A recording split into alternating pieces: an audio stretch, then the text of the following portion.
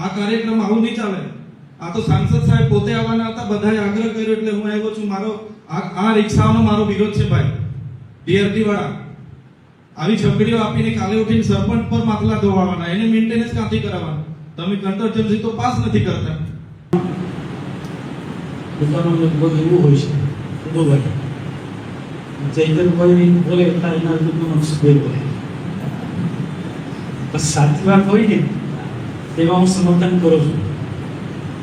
જયદરભાઈની વાત બિલકુલ સાચી છે. અહીંયા આવતા પહેલા પણ અમે ત્યાં અંદર બેઠા ચોકીમાં બેસાડે. આનો અમે બહિષ્કાર કરીશું. હું ધારાસભ્યને અભિનંદન આપું છું. તાલુકા પંચાયતના પ્રમુખને અભિનંદન, એને બી ના પાડી. હું પણ મારા હાથે આ લોકાર્પણ નહીં કરું.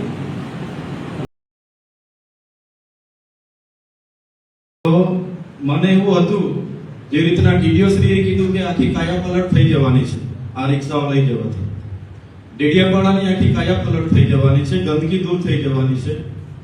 તો મને હતું કે ઈ રિક્ષા એટલે કોઈ મોટું એવું કોઈ સાધન હશે કે જે સાધનના વિતરણમાં અમને ધારાસભ્યને બી બોલાવ્યા છે અને સાંસદ સાહેબને બી બોલાવ્યા છે. હવે અહીંયા આવીને જોયું તો નાની છકડી છે.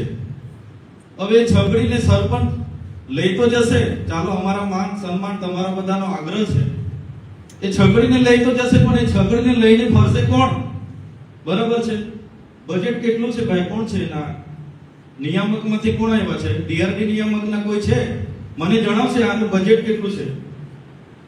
કોણે આ પૂરું પાડી છે ભાઈ? એજન્સી કોણ છે? આ તમારા મર્યાદામાં નથી. હું તમને જવાબદાર નથી માનતો, ટીડીઓ શ્રીને પણ નથી માનતો, તમારા સ્ટાફને પણ નથી માનતો, પણ જેણે પણ આ કર્યું છે ખૂબ ગંભીર બાબત છે. આખા ટ્રાઇબલ વિસ્તારમાં આ છકડીઓ આપીને જે કરોડોનું કૌભાંડ કર્યું છે ને, એ અમે ચલાવવાના નથી ભાઈ. એ તમારા પર હું દોષનો ટોપલો નથી ફેરવતો, પણ આટલી બધી સરકાર શ્રી આપણા વિકાસ માટે ગ્રાન્ટ ફાળવતી હોય, ગુજરાત સરકાર, કેન્દ્ર સરકાર આદિવાસી વિસ્તારોમાં સ્વચ્છતા જળવાય એના માટે આટલું બધું બજેટ ફાળવેલું છે, અને તમે આટલી અમથી છકડી અમને આપવા માટે બોલાવો છો. કોણ છે જવાબદાર ભાઈ? કેટલું એસ્ટિમેટ છે જણાવો મને. ડીઆરડી વાળા નિયામકમાંથી કોઈ આવ્યું છે? આ છકડીને કોણ ચલાવવાનું? સરપંચ ચલાવવાના. સરપંચના માથે શું કામ પાડો છો ભાઈ? સરપંચ કચરો લેવા ઘરે ઘરે જવાના છે. કોઈ ડ્રાઈવર મૂકશે ને પગાર કોણ આપશે? કચરો કોણ ઠાલવા જવાનું છે? આ છકડી લઈને કોણ ફરવાનું છે? બતાવો મને. આખા ટ્રાઇબલ વિસ્તારમાં કરોડોનું કૌભાંડ કર્યું છે. જેણે પણ કર્યું હોય, ગુજરાત સરકારના સેક્રેટરીએ કર્યું હોય કે નર્મદાના નિયામકે કર્યું હોય કે ટીડીઓએ કર્યું હોય, છોડવામાં નહીં આવશે. હું તમને તમારા પર, તમે નાના માણસ છો, ટીડીઓની હાથની વાત બી નથી, તમારા હાથની વાત બી નથી. બતાવો મને કોણે એસ્ટિમેટ બનાવ્યું ને આ કોણે સજેસ્ટ કર્યું આ રિક્ષાની છકડીને? આ છકડીને અમારે ક્યાં લઈ ફરવાની છે? આધુનિક યુગમાં, ડિજિટલ યુગમાં તમે આ છકડીઓ આપીને અમને બાપુ બનાવવા આવ્યા છો. વર્ષો પહેલા રણજીત સિંહ ડીડીઓ હતા, એમણે ભારત સરકારને ખોટો રિપોર્ટ કર્યો કે નર્મદા જિલ્લો શૌચમુક્ત જિલ્લો થઈ ગયો, 100% શૌચાલયો બની ગયા, જાહેર શૌચાલયો બની ગયા, અને એવોર્ડ લઈને આવ્યા દિલ્હી જઈને. આવી રીતના બાપુ હવે બનવાના નથી. અમે સાંસદ સાહેબ અહીંયા બેઠા છે, હું બેઠો છું, કાલે ઉઠીને અમે વિતરણ કરીને અહીંયા ફોટા પડાવવા જઈએ ને છકડી તા પડી રહે એટલે અમારા પર માછલા થવાના છે. લોકો અમને પૂછે, અમારે જવાબ આપવાના છે. કેટલું એસ્ટિમેટ હતું ભાઈ? બતાવો તો ખરા. અમને તો બોલાવી લીધા છે. કોઈ મીડિયા વાળા અમને પૂછે તો અમારે શું જવાબ આપવાના ભાઈ? ડીઆરટી વાળા ભાઈ, ટીડીઓ શ્રી કેટલું એસ્ટિમેટ હતું આ છકડીનું? બતાવો. હું કેવું 3,10,000 માં છકડી કેટલા ની આવે? બતાવો. લઈ આપો. અહીંયા બાજુમાં શોરૂમ છે એનું લઈ આપો. આ છકડી વાળી 3,10,000 માં છોટા હાથી આવે છે. છોટા હાથી આવે છે, આખા ગામનો કચરો લઈ નીકળે. આ છકડીને લઈને કોણ ફરવાનું? ડીઝલ કોણ નાખવાનું? સર્વિસ કોણ કરાવવાનું? એટલે આવી રીતના બાપુ નહીં બનાવો. તમે આજે છે ને રિપોર્ટ કરો. જે પણ એજન્સી હોય એના પર કાર્યવાહી થવી જોઈએ. અમે પછી જોજો, જિલ્લા સંકલનમાં બી હું લેમ છું, હું ગુજરાત સરકારમાં બી લખું છું. આખા ટ્રાઇબલમાં આ ધંધા કર્યા છે. તમે નર્મદામાં 100 રિક્ષા આપી છે, 100 રિક્ષાના 3 કરોડથી વધારે તમે ખર્ચ કર્યા. તો આ છકડીઓ અમારે લઈ જઈને શોભાના ગાંઠિયા મૂકવાની છે ભાઈ. આ છકડીઓ લઈ જવાના છે એટલે આ બિલકુલ ચાલે નહીં. જે બી એજન્સી ગમે એવો ખમીરપંથી હોય બોલાવો.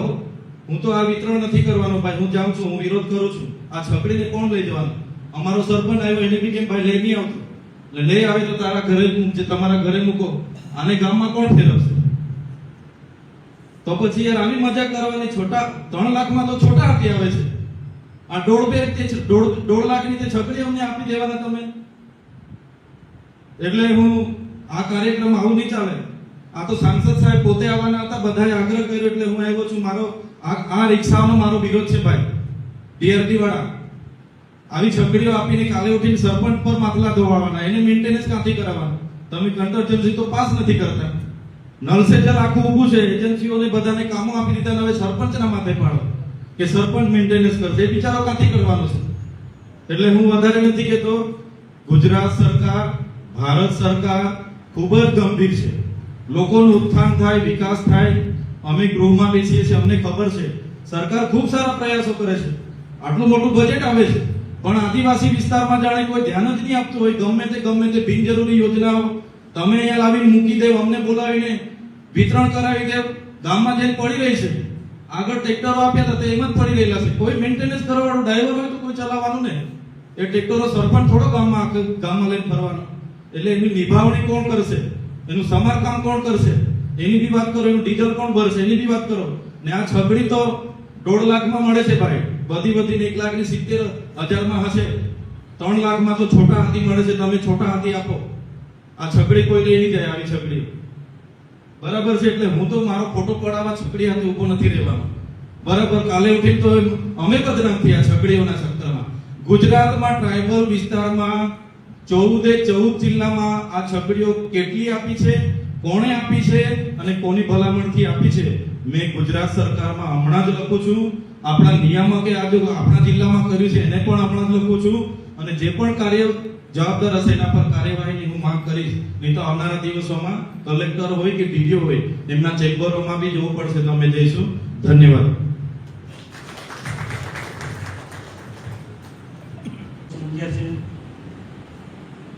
લોકોમાં પોતાનો લગભગ એવું હોય છે ભાઈ જયદરભાઈ બોલે એટલા એના લગભગ મનસુખભાઈ બોલે.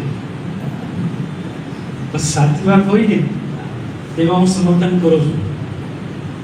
જયદરભાઈની વાત બિલકુલ સાચી છે. અહીંયા આવતા પહેલા પણ અમે ત્યાં અંદર બેઠા ચેમ્બરમાં ત્યાં જ વાત કરી કે રાજ્ય સરકાર, ભારત સરકાર ખૂબ સારી કલ્યાણકારી યોજના, પ્રજાહિતની યોજના લઈને ચાલે છે. અનેક પ્રકારની ભારત સરકારની, રાજ્ય સરકારની યોજનામાં આપણે બધા લાભ પણ લઈ રહ્યા છે. પણ ક્યાંક સતી જણાય તો બોલવું જોઈએ પ્રતિનિધિઓએ, હું સ્પષ્ટ માનું છું. અને સ્વચ્છતા સાથે જોડાયેલા મુદ્દો છે. આપણે વિડીયો સાથે વાત કરી. સ્વચ્છતા સાથે જોડાયેલો મુદ્દો છે. એના માટે જે પણ કોઈ સાધન આપવામાં આવતું હોય એ સાધન એ ચોક્કસ એક પ્રકારે ગુણવત્તાવાળું હોવું જોઈએ. પારદર્શક વહીવટ પણ હોવો જોઈએ.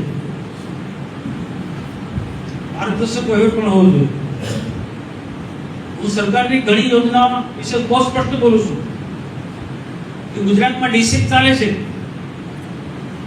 તો ડીસેકનો ઘણા વખતથી હું વિરોધ કરું છું કે ડીસેક એટલે કેટલીક એજન્સીઓને પોષવા માટેની આ યોજના છે જે આદિવાસી વિસ્તારની અંદર આદિવાસીને મૂળક બનાવવાનું આ ડીસેકમાં થતું હોય છે. એનો પણ હું સતત વિરોધ કર્યો છું. સમય યોગ્ય જગ્યાએ રજૂઆત કરું. ક્યાંક પણ ક્ષતિ દેખાતી હોય તરત જ એનો હું વિરોધ કરું છું. કૌભાંડ કરનારને મોદી સાહેબ હોય કે ભૂપેન્દ્રભાઈ પટેલ ક્યારેય ચલાવતા નથી. તમે બધા જોતા હો. એવું જ હું પણ આમાં કૌભાંડ ગણું છું. નર્મદા જિલ્લામાં ઈ-રિક્ષા ભારત સરકારની યોજના છે. સ્વચ્છતા અભિયાન સાથે જોડાયેલી બહુ સારી યોજના છે. ધારાસભ્યજી ચૈતરભાઈ વાત કરે એ પ્રકારે મને એવું હતું કે ગઢેશ્વરમાં, તિલકવાડામાં ને સાગબારા તાલુકામાં ઈ-રિક્ષા અપાય એટલે સારું છે.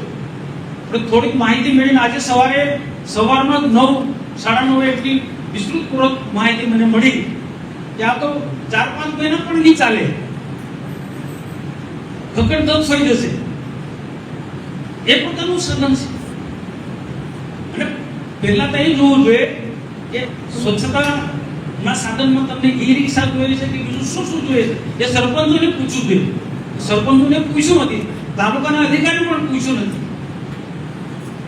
સીધું રાજ્ય સરકારે એઆરડી નિયામક કે એની સાથે જોડાયેલા અધિકારીને એટલે પેલા એજન્સીને એમના મિલીભગતથી આ આપણે ઠોકી બેસાડી. અમે તમને આ ઠોકી બેસાડી એ યોગ્ય નથી ને? આ યોગ્ય નથી. જો આના માટે કેટલાક લોકોને માર્યા કે તેજલભાઈની વાત ન પણ ગમે, આ ટેવ પડી જશે. ભૂતકાળમાં આવું બધું આદિવાસીના નામે ઘણું બધું બહુ પરોપ ધંધા ચાલ્યા છે. ને એના માટે આપણે જ લોકો આજે નલસે દરિયાનો શું છે ભાઈ? નલસે દરિયાનો ફેલ ગઈ છે. ને નલસે દરિયાનો ફેલ ગઈ એટલે સરકારે પરિપત્ર કર્યો કે બોર મોટર નહીં આપવાના આવે. એમપી ગ્રાન્ટ, એમએલએ ગ્રાન્ટ કે ગુજરાત પેટ્રોલ કે કોઈ પણ કે પાણી પુરવઠા નહીં આપે. ફેલ ગઈ એટલે લોકો પીવાના પાણીનો પ્રશ્ન કઈ રીતના સોલ્વ કરશે? એ પ્રશ્ન જો ઊભો છે. મેં તો સરકારમાં રજૂઆત કરી, ભાઈ નલસે દરિયાનો ફેલ ગઈ છે એના જવાબદાર ગ્રામ પંચાયત કે અમે લોકો નથી, એ સરકારની એજન્સીઓ હશે. અને એમાં ઈ-રિક્ષાની જેમ બધું ગરબડવાળું છે. આદિવાસી એરિયાની આદિવાસી એરિયામાં કેમ આવું બધું થાય છે? એના માટે આપણે બધાએ મંથન કરવું. જો કેટલાક તાલુકા પંચાયતના પ્રમુખ કે પછી એટલા ધારાસભ્ય કે એટલા સરપંચો એટલાની બધા જ લોકોએ, સામાન્ય નાગરિકોએ પણ આનો જાગૃત થવું જ પડશે. મેં તો શું છે, વર્ષોથી આદિવાસી વિસ્તારની અંદર આવું બધું ઠોકી બેસાડવાના પ્રયાસો થયા છે ને બધું ચાલ્યું છે. હવે નીચે લઈ લેવાય. આદિવાસીઓ જાગૃત થવું પડશે. એક એક કાર્યકર્તા, એક એક સરપંચે, એક એક તાલુકાના ચૂંટાયેલા જિલ્લા બધા લોકોએ, ધારાસભ્યો એટલા મનસુખભાઈ વસાવા બોલશે કે એટલા ચૈતરભાઈ વસાવા બોલશે એનાથી નહીં ચાલે. ગુજરાતના બધા ધારાસભ્યોએ બોલવો પડશે. જ્યાં આદિવાસી વિસ્તારની અંદર આવા પ્રોજેક્ટ આવતા હોય, એ ઠોકી બેસાડતા એને ફેલ ગયા હોય, તો ફેલ કરતા પહેલા એને રોકવા જોઈએ. ચૈતરભાઈ ને અમે અહીંયા બેઠેલા અમે બધા આમાં એક મત છે કે આ ઈ-રિક્ષા બજાર કિંમત એની, હું તો કહું ચૈતરભાઈ 1.5 લાખ છે, પણ હું તો બધું ગગના 2 લાખ છે. તો એ એજન્સીનું સીધું 1 લાખ કમિશન ને અને ચાલે એવું છે જ નથી. આ હકીકતમાં તો 1 લાખ એની અંદર જ આવે, જથ્થાબંધ બધું લેવાનું. તો આ પ્રકારનું આદિવાસી એરિયાની અંદર આવી રીતના આપણને, અને તમને વિશ્વાસ છે કે આ ઈ-રિક્ષાથી ગામની સફાઈ થશે? જો હું ચૈતનભાઈ નથી અર્પણ કરવાના, હું પણ નથી અર્પણ કરવાના, સમજાયો નથી, ના પાડી છે, અહીંયા બેઠેલા કોઈ નથી. છતાં તમારે લેવું હોય તો અધિકારી આપશે.